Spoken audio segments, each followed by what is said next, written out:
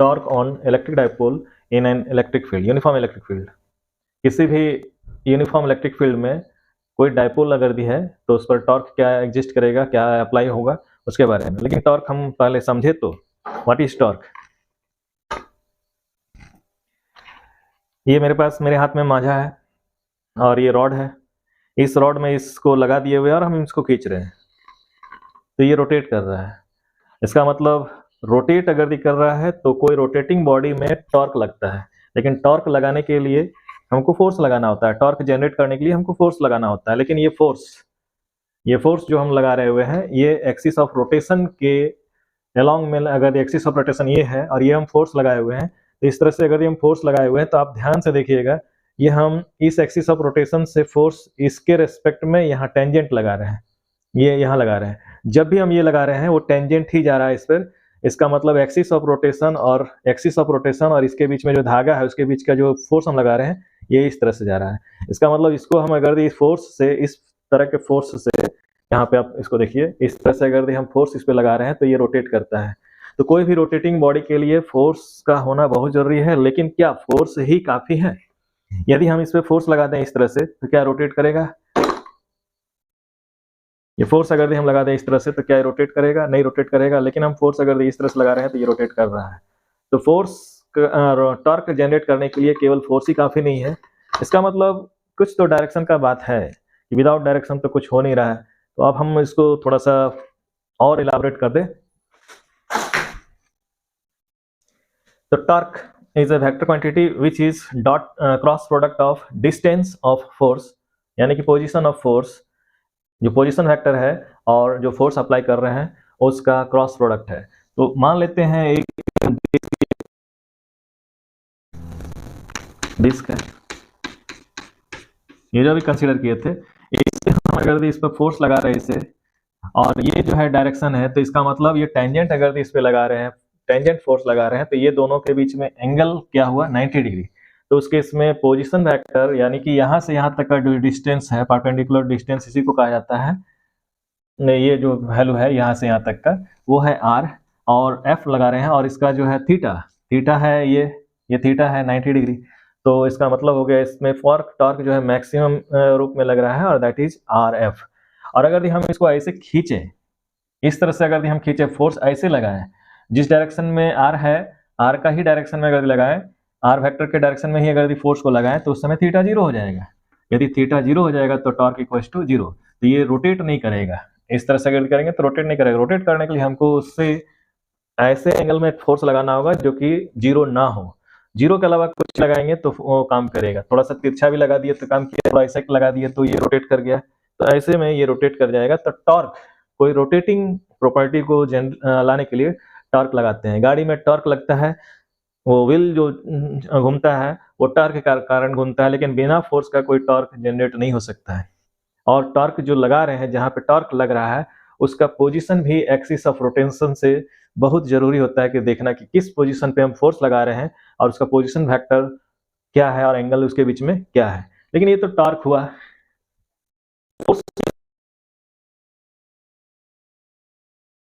इस पे टॉर्क लगाना चाहते हैं तो वो डाइपोल। What is dipole? मान लेते हैं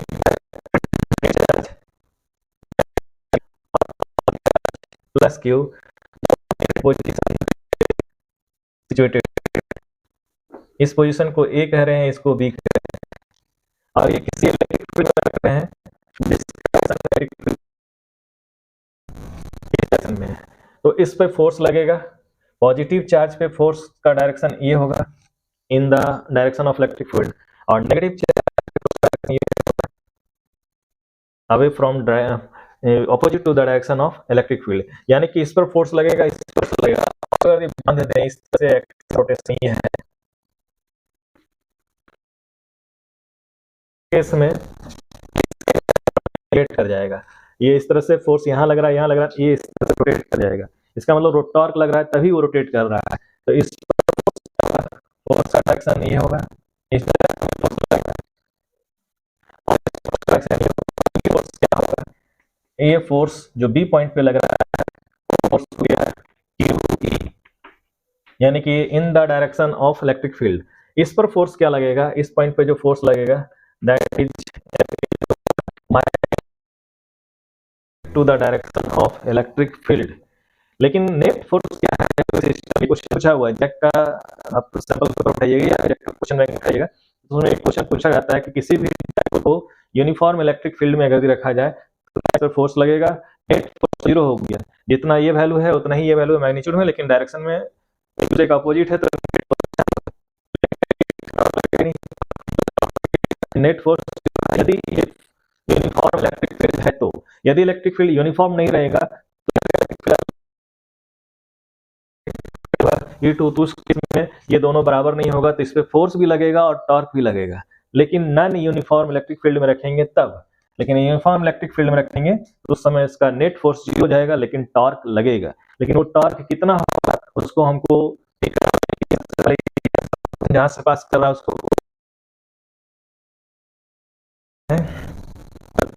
पॉइंट बी निकालना हो तो अभी अभी दिखाया कि पोजीशन, जो पोजीशन है ओ बी क्रॉस वेक्टर वो भी है, और क्रॉस जो फोर्स लग रहा है वो क्यू ई, ये हो गया, यानी कि टॉर्क एट पॉइंट बी ये हुआ। टॉर्क एट पॉइंट ए क्या हुआ, उसको अगर निकालना चाहते हैं तो torque at point A is equal to हो गया, यहां से यहां तक का पोजीशन वेक्टर क्या हुआ ओ ए,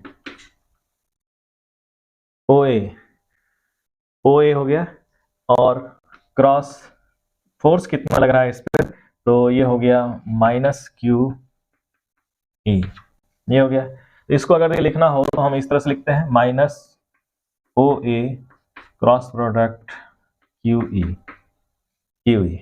अब ये ओ ए को हम अगर ए ओ के रेस्पेक्ट में लिखेंगे तो दोनों एक दूसरे का अपोजिट है, जैसे ओ ए का डायरेक्शन अपोजिट है, मैग्नीट्यूड सेम है ए ओ का, तो यदि हम ओ ए के जगह में माइनस ए ओ लिख दें तो ये माइनस और माइनस कैंसिल हो जाएगा, तो यहाँ वैल्यू हो जाएगा ए ओ, ए ओ, ये माइनस माइनस कैंसिल हो जाएगा। अगर नहीं आप समझ पा रहे हैं तो इसको ऐसे डायरेक्ट लिख ही देते हैं, यहाँ ओ ए की जगह में माइनस ए ओ कर दिए, और ये माइनस माइनस प्लस हो जाएगा क्रॉस क्यू ए, ये माइनस माइनस प्लस हो गया, ये हो गया ए ओ क्रॉस क्यू ई, ये हुआ। क्योंकि इसमें ये वेक्टर क्वांटिटी है, ये भी वेक्टर क्वांटिटी है और ये स्केलर क्वांटिटी है, तो इसको हम लोग बाहर कर सकते हैं, इसको हम लोग इससे लिख सकते हैं, जैसे कि इसको हम लोग कंसीडर किए हुए तो ऐसे लिख सकते हैं Q O b cross e, ये इसको इक्वेशन फर्स्ट कह दें, और यहाँ पे अगर भी लिखेंगे तो यहाँ पे ये हो जाएगा क्यू ए ओ क्रॉस ई, इसको इक्वेशन सेकेंड, यानी कि torque at point A is इतना हो गया और टॉर्क एट पॉइंट बी इतना है। अब नेट टॉर्क हमको निकालना है, क्योंकि डाइपोल में हम एक सिस्टम कंसीडर कर रहे हैं, तो इस नेट टॉर्क क्या होगा, दोनों टॉर्क को ऐड कर देंगे, दोनों टॉर्क को ऐड करने पे क्या आएगा, तो on adding equation first and second, torque at point a plus torque at point b, या torque on charge positive charge q और टॉर्क ऑन यहाँ पे ये पॉइंट है, यही हो गया टोटल टॉर्क, टोटल टॉर्क ये हुआ। और टोटल टॉर्क के लिए इक्वेशन फर्स्ट और इक्वेशन सेकंड को ऐड कर दीजिए, तो इक्वेशन फर्स्ट हो गया, इक्वेशन फर्स्ट में ये है q o e o b cross e, ये हो गया plus q a o cross e, इसमें कॉमन क्यू ले लेते हैं, और फिर यहाँ पे ओ बी और प्लस ए ओ यहाँ लिख लिए, और यहाँ पे कॉमन हो गया है क्रॉस ई।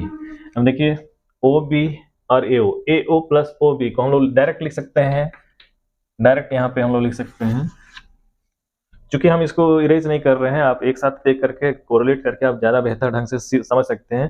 फिजिक्स कुछ नहीं है, फिजिक्स कुछ नहीं है तो हम क्यों पढ़ रहे हैं, ऐसा नहीं कर सकते हैं। Physics is the branch of science that deals with nature and natural phenomenons. बहुत लोग फिजिक्स फोबिया हो जाते हैं, फिजिक्स से उनका भय हो जाता है कि नहीं ये चीज़ तो गजब है, ये उससे तो अच्छा मैथ पढ़ लें, उससे अच्छा केमिस्ट्री पढ़ लें, उससे अच्छा बायोलॉजी पढ़ लें, उससे अच्छा साइंस ही नहीं लेते तो अच्छा रहता, आर्ट्स ले लेते। तो इससे अच्छा इंजीनियरिंग सेक्शन में जाना ही की जरूरत नहीं है, इंजीनियर बनने से क्या जरूरत है, हम दूसरे सेक्शन में चले जाते। तो ये आप पे डिपेंड करता है कि आपका इंटरेस्ट किस फील्ड में है, किस तरफ है, वो आप पे डिपेंड करता है। अगर भी हमारे चैनल को आप फॉलो किए हैं तो ठीक है, नहीं फॉलो किए हैं तो फॉलो कर लीजिए, सब्सक्राइब कर लीजिए चैनल को। आपको लगातार फिजिक्स से रिलेटेड 11th 12th जैक, आगामी जैक में उथल पुथल मचने वाला है। एकदम उथल पुथल का मतलब है ओएमआर सीट को हटा करके आपका सब छोटा छोटा क्वेश्चन दिया, अब कह रहे हैं कि ऑब्जेक्टिव क्वेश्चन के जगह में ट्रू फॉल्स आएगा, ट्रू फॉल्स और फिल इन द ब्लैंक्स आएगा। फिल इन द ब्लैंक्स अगर दिया जाता है तो चीजें टफ हो जाती हैं। असर्शन रीजनिंग जिस तरह से सीबीएसई में आता है उस तरह से अगर दिया जाए तो जैक वाले स्टूडेंट को स्कोर करना बहुत दिक्कत वाली बात हो जाएगी। लेकिन आना भी चाहिए, क्योंकि सीबीएसई का लेवल क्वेश्चन का बहुत अच्छा हो रहा है और जैक का लेवल धीरे धीरे क्वेश्चन का घटते जा रहा है, जिससे हम लोग का जैक वाले स्टूडेंट का लेवल कम हो जा रहा है, जिससे कम्पीट नहीं कर पा रहे हैं, कंपटीशन में वो बेचारे फेल हो जा रहे हैं। इसको ध्यान में रखते हुए सरकार अगर लेवल को बढ़ा रही है तो हम लोग को भी संघर्ष करना चाहिए, आगे आना चाहिए। क्यों? अब इसके जगह में हम लोग क्या पुट कर ले, ए बी और क्रॉस ई। अब इसको देखिए, चार्ज, कोई भी डाइपोल का चार्ज और डिस्टेंस बिटवीन टू चार्ज को डाइपोल मोमेंट कहते हैं। इसका मतलब इसके जगह हम लोग पुट कर सकते हैं P cross E, P cross E।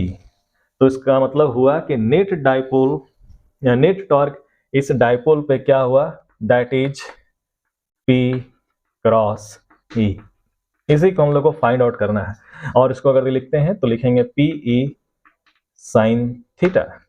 अब प्रॉब्लम यह है कि इसका डायरेक्शन किधर होगा, टॉर्क तो एक वेक्टर क्वांटिटी, इसका डायरेक्शन क्या होगा, डायरेक्शन दोनों के परपेंडिकुलर होगा, P और E पे परपेंडिकुलर होगा। डायपोल मोमेंट का डायरेक्शन किधर से किधर होता है, नेगेटिव टू पॉजिटिव, और इलेक्ट्रिक फील्ड का डायरेक्शन ये हुआ। इसका मतलब इसके और इसके परपेंडिकुलर होगा, ये जो जिस प्लेन में है उस प्लेन पे परपेंडिकुलर होगा। तो परपेंडिकुलर इसके और इसके दोनों के प्लेन पे होगा। इसका मतलब इसका मान लेते हैं अगर बोर्ड पे इस तरह से रख दिए हैं तो ये इनसाइड आउटसाइड ऑफ बोर्ड या तो इनसाइड ऑफ द बोर्ड होगा।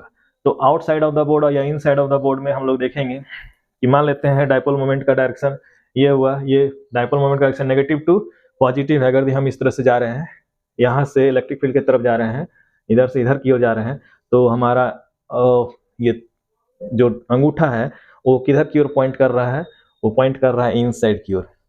इसलिए या हम कह सकते हैं कि अगर हम पेचकस से, ऐसे भी सोच सकते हैं, पेचकस से इसके और इसके बीच में हम लोग पेचकस में अगर डायरेक्शन ऐसे करते हैं तभी हम P से E की तरफ जा रहे हैं। डायरेक्शन ऐसे ही निकाला जाता है वेक्टर क्वांटिटी का। तो पेचकस अगर घुमा रहे हैं तो पेचकस में पेंच जो है अंदर की ओर जाएगा, और या तो हम ऐसे भी कर सकते हैं। तो डायरेक्शन टॉर्क का क्या होगा, अगर हम इसको बनाए हुए हैं तो टॉर्क का डायरेक्शन अगर ये प्लेन ऑफ बोर्ड पे है तो टॉर्क का direction inside of the plane of board होगा। और कभी कभी टॉर्क का डायरेक्शन हमारे साइड में होता है, तो या तो हमारे साइड में हो सकता है या तो दूसरे साइड में हो सकता है। तो इनसाइड ऑफ द बोर्ड या outward two of the board भी टॉर्क का डायरेक्शन हो सकता है। अगर हम इलेक्ट्रिक फील्ड इधर कंसीडर करेंगे और डाइपोल अगर इस तरह से रखेंगे, इलेक्ट्रिक फील्ड उधर से इधर जा रहा है, तो उस केस में टॉर्क का डायरेक्शन इधर हो जाएगा। तो टॉर्क का डायरेक्शन चाहे जो हो, टॉर्क का डायरेक्शन इसके दोनों के प्लेन के परपेंडिकुलर होगा। लेकिन टॉर्क एक वेक्टर क्वांटिटी है, और वेक्टर क्वांटिटी है वो डिपेंड करता है डाइपोल, इलेक्ट्रिक डाइपोल के मोमेंट पे, electric dipole moment, electric field intensity और थीटा पे। यदि थीटा जीरो हो जाए तो, यदि थीटा जीरो हो जाए, ये डाइपोल अगर मूव करते रहा ऐसे हो गया, तो उस केस में टॉर्क जीरो हो जाएगा। तो टॉर्क जीरो कब हो जाएगा, जब वह इसका पॉजिटिव डाइपोल, इलेक्ट्रिक डाइपोल का पॉजिटिव और नेगेटिव का अलाइनमेंट इस तरह से हो, नेगेटिव और ये पॉजिटिव। लेकिन अगर हम ऐसे करके ऐसे ले जाए तो उस समय एंगल क्या हो जाएगा, 180। तो साइन 180। अब मैक्सिमम बोला जाएगा कि किसी इलेक्ट्रिक डाइपोल का टॉर्क, इलेक्ट्रिक डाइपोल पे जो टॉर्क लगेगा इलेक्ट्रिक फील्ड में, वो मैक्सिमम कब होगा, क्या ये मैक्सिमम होगा या ये मैक्सिमम होगा, और उसका डायरेक्शन क्या होगा। तो डायरेक्शन तो आप इसको देखिएगा, इसमें कैसे जाता है, यदि इलेक्ट्रिक फील्ड के अलाइंड में अगर भी है, इसका मतलब है इस तरह से हम कह रहे हैं कि ये है पोजीशन डाइपोल का, ये माइनस क्यू और ये प्लस क्यू। इस तरह से अगर डाइपोल है और इलेक्ट्रिक फील्ड इसी तरह से है तो उस समय डाइपोल में टॉर्क नहीं लगेगा। लेकिन अगर हम इसको ऐसे कर दे, यहाँ पे कर दे, तो क्या टॉर्क लगेगा कि नहीं लगेगा। यहाँ पे अगर पॉजिटिव हो, यहाँ नेगेटिव हो, तो टॉर्क क्या होगा। और अगर हम इसको रोटेट कर दें, यहाँ पॉजिटिव और यहाँ पे नेगेटिव हो जाएगा, तो डाइपोल मोमेंट का डायरेक्शन इधर हो जाएगा और इलेक्ट्रिक फील्ड का डायरेक्शन ये हो जाएगा, और दोनों के बीच में एंगल हो जाएगा 180। साइन 180 क्या होता है आप तो जानते ही हैं, इसको डिराइव कीजिएगा। इसमें क्या है केसेस, यदि इस तरह से है, पहला केस इस डायरेक्शन में है, फिर ऐसे है या ऐसे हो गया, तो 3 केस को आपको याद रखना होगा। और अब हम लोग नेक्स्ट वीडियो में मिलते हैं। नेक्स्ट वीडियो में हम, हमारे यहाँ एक खरगोश है,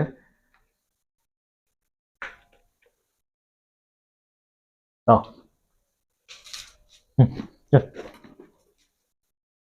आपका कैमरा हिल गया, आपका नहीं, हमारा कैमरा हिल गया। अब ये फिजिक्स के किस नियम से हिल गया, आप इसके बारे में सोचिए। फिजिक्स पढ़ रहे हैं, वो ऑसिलेट कर रहा होगा, ये हो गया। अब इसमें लाइट, लाइट भी आपको देखिएगा कि कैमरा में कभी कभी जो है, जो कैमरा, मोबाइल का कैमरा जो होता है, कभी कभी इमेज को बनाता है या कंट्रास्ट को बढ़ाने की कोशिश करता है, घटाने की कोशिश करता है, एडजस्ट करने की कोशिश करता है, तो उसका इमेज या फोकस जो होता है वो इधर उधर होता है, तो कैमरा जो डिस्टर्ब हो जाता है। चाहे कोई बात नहीं है, हम ही खुद ही कैमरामैन है और आप भी जो है जानते हैं, तो कैमरामैन फोकस कीजिए, आप लोग खुद फोकस कीजिए। ये हम क्या पढ़ लिए, torque on electric dipole in an electric field, और वो इलेक्ट्रिक फील्ड कैसा होना चाहिए, यूनिफॉर्म होना चाहिए। नॉन यूनिफॉर्म रहेगा तो उसके इसमें टॉर्क तो लगेगा ही, साथ साथ में नेट फोर्स जीरो नहीं होगा। अगर यूनिफॉर्म है तो टॉर्क लगेगा और नेट फोर्स जीरो हो जाएगा। चलिए मिलते हैं नेक्स्ट वीडियो में, तब तक के लिए गुड बाय, थैंक यू।